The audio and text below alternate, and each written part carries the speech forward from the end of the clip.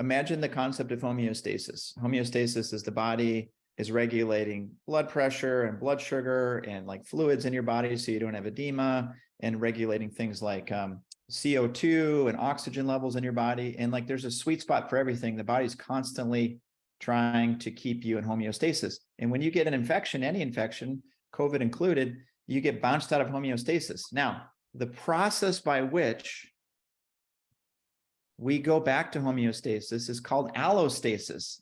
And did you know allostasis is regulated by the forebrain, which is this part of the central nervous system? So like, imagine the first symptom for some people is loss of sense of smell.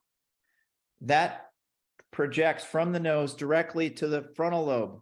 So already this virus, wanting to live, figured out a way to cook out the part of the brain or put the part of the brain offline that basically regulates this entire system. So it allows it an opportunity to wreak more havoc.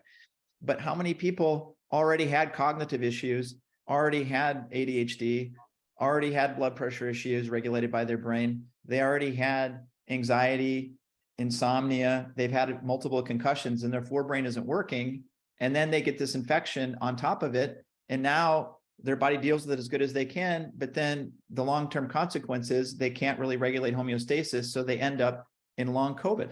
So that's how a neurological chiropractor can actually figure out what's going on with the forebrain and the frontal lobe, so that after all the other work they've done to try to get back, if they're still not there, there is this other aspect, which often ends up looking like the last ditch effort. But in my opinion, since it's regulating every other system, there's some benefits to starting there.